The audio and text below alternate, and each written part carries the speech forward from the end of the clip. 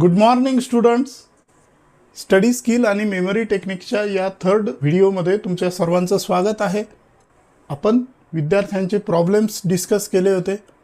Second व्हिडिओमध्ये mental मॅथविषयी माहिती घेतली होती की कसं टेक्निक्स वापरून अवघड गणितं सोपी करता येतात किंवा काही सेकंदात सोडवता येतात. त्यानंतर आज आपण एक नवीन टॉपिक बघणार आहोत, स्टडी स्किल. स्टडी स्किल म्हणजे नावाप्रमाणेच स्टडी म्हणजे अभ्यास आणि स्किल म्हणजे कौशल्य. तर अभ्यासाची कौशल्य. आता बऱ्याच वेळा विद्यार्थी किंवा पालक म्हणतात हे शिकण्याची काय गरज आहे. पण विद्यार्थी मित्रांनो आणि पालकांनो, आपण पहिलीपासून ते 12वीपर्यंत आणि त्यानंतर ग्रॅज्युएट, पोस्ट ग्रॅज्युएट असं 15 ते 20 वर्ष शिकत असतो. पण शिकायचं कसं, अभ्यास कसा करायचा हे आपल्याला ना शाळेत शिकवलं जातं ना क्लासमध्ये. बघा, मी तुम्हाला काही प्रश्न विचारतो, तर त्याची उत्तरं हो किंवा नाही अशी लिहायची आहेत. बघा तुमचे किती हो येतात आणि किती नाही. शाळेत तुम्हाला मेंदूविषयी काही शिकवले आहे का? मेंदूची कार्य समजून घेऊन त्यांचा उपयोग शिकणे, पाठांतर करणे, विचार करणे, अभ्यास करणे इत्यादीसाठी कसा केला जाऊ शकतो याविषयी काही शिकवलं आहे का? हो किंवा नाही. दुसरा प्रश्न, तुमची स्मरणशक्ती कसं कार्य करते याविषयी काही माहिती दिली का, शिकवलं का? उत्तर हो किंवा नाही. तुम्हाला काही विशेष आणि आधुनिक स्मरणशक्ती तंत्राविषयी सांगितलं का? हो किंवा नाही. तुम्ही शिकता त्यावेळी तुमचे डोळे, कान, नाक, त्वचा म्हणजे पंचेंद्रिय कसं कार्य करतात आणि त्याचा उपयोग तुमच्या शिकण्यासाठी किंवा अभ्यासासाठी कसा करून घेता येऊ शकतो हे तुम्हाला शिकवलं का? उत्तर हो किंवा नाही. त्यानंतर अभ्यास करण्याच्या वेगवेगळ्या पद्धती आणि त्याचा वेगवेगळ्या क्षेत्रामध्ये वापर कसा करावा याविषयी काही शिकवलं का? उत्तर हो किंवा नाही. एकाग्रता कशी असते, एकाग्रता आणायची कशी आणि ती टिकवायची कशी याविषयी काही शिकवलं का? उत्तर हो किंवा नाही.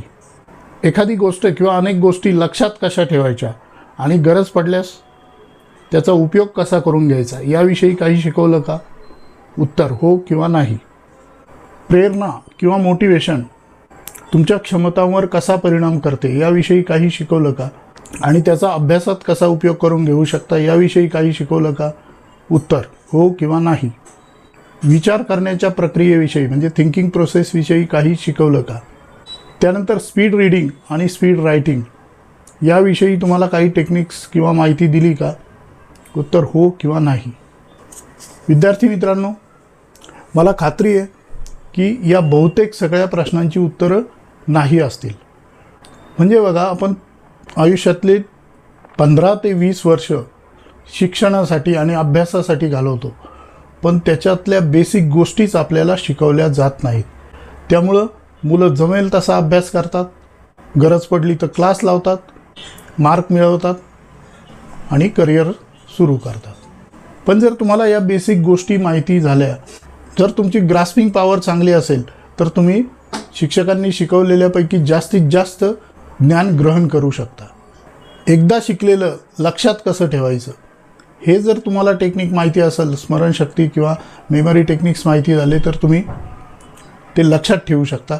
इव्हन कायमस्वरूपी लक्षात ठेवू शकता. मग युनिट टेस्ट आली किंवा एक्झाम आली की अभ्यास करायचा हा प्रकार बंद होईल.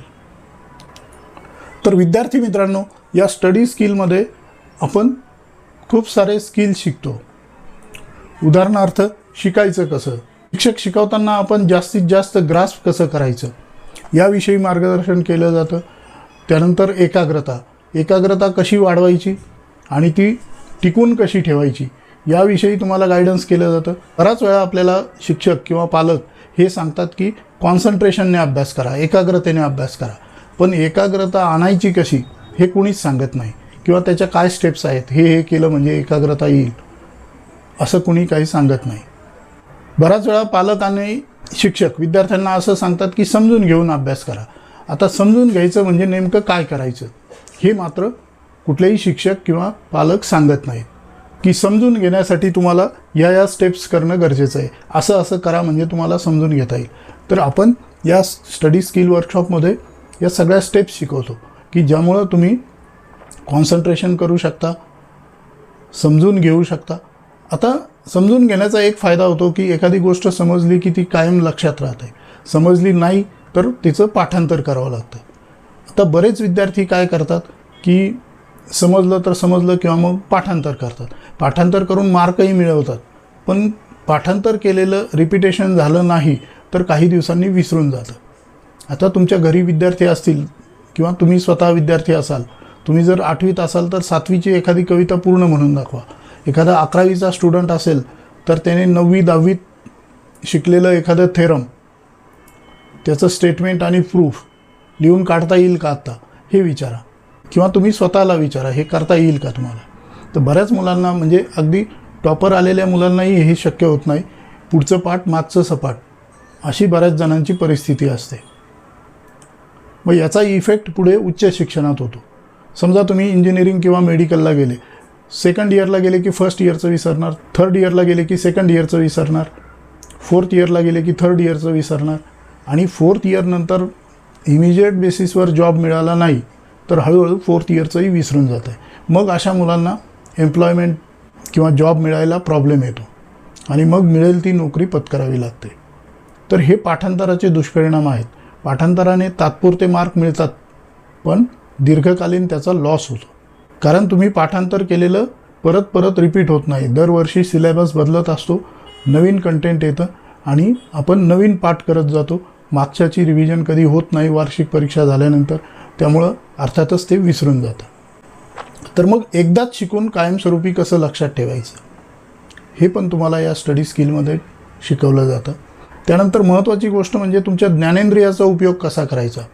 डोळे, कान, नाक, त्वचा आणि जीभ, टंग यांचा उपयोग तुमच्या शिकण्यामध्ये, लर्निंगमध्ये केला जाऊ शकतो, पण तो कसा करायचा याविषयी आपल्याला माहितीच नसते.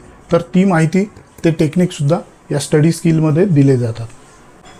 त्यानंतर आणखी एक महत्त्वाचा पॉईंट म्हणजे रीडिंग स्पीड आणि रायटिंग स्पीड.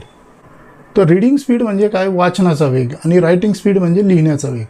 तर बरेच विद्यार्थी सावकाश लिहित असतात, वाचनही तसं सावकाशच असतं. मी जनरली प्रत्येक वर्कशॉपमध्ये विद्यार्थ्यांचे ॲक्च्युअल रीडिंग आणि रायटिंग स्पीड काढतो, पण मला क्वचितच अशी मुलं मिळाले की ज्यांचा रायटिंग स्पीड किंवा रीडिंग स्पीड 50% तरी आहे. 100% तर कुणीच मिळालं नाही, 50%सुद्धा मुलं क्वचित मिळाले.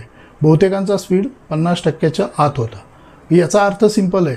सपोज तुम्ही 2 तास रोजचं लिखाण करता, म्हणजे वर्षभरात तुम्ही साधारणतः 700 तास लिहिता, पण तुमचा स्पीड निम्म्यापेक्षा कमी आहे. याचा अर्थ काय की तुम्ही 300 तासाचं काम 700 तास करता, म्हणजे 400 तास तुमचे एक्स्ट्रा जातात, पण ते लक्षात येत नाही. आता या 400 तासात काय होऊ शकतं, तुम्ही दर आठवड्याला 2 मूव्ही बघू शकता, पण तुम्हाला ही परमिशन देतील का पालक. तसंच रीडिंग स्पीडचंही आहे. रीडिंग स्पीड पण बहुतेक मुलांचा 50%पेक्षा कमी असतो. तुमच्या इयत्तेनुसार किती स्पीड पाहिजे आणि तो जर कमी असेल तर तो इम्प्रूव्ह कसा करायचा याचेही टेक्निक्स तुम्हाला यामध्ये शिकवले जातात. त्यानंतर नोट्स कशा काढायच्या. विद्यार्थ्यांना बहुतेक वेळा नोट्स आयत्या लागतात. शिक्षकांनी दिलेल्या नोट्स मुलं घेतात, पाठांतर करतात, पण तुम्ही स्वतः जर नोट्स काढल्या तर त्या तुमच्या लक्षातही राहतात, वेळही कमी लागतो.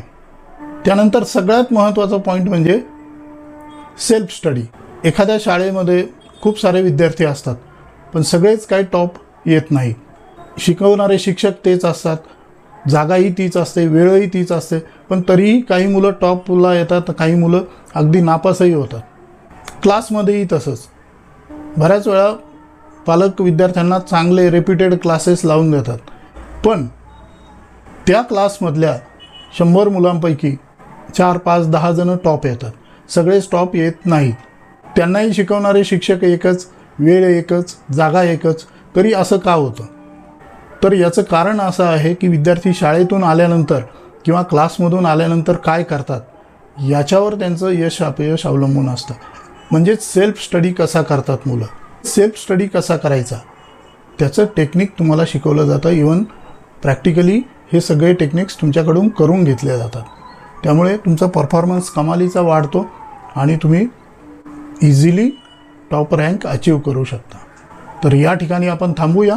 पुन्हा भेटूया नेक्स्ट व्हिडिओमध्ये काही मेमरी टेक्निक्ससह. तोपर्यंत keep learning, take care and good bye.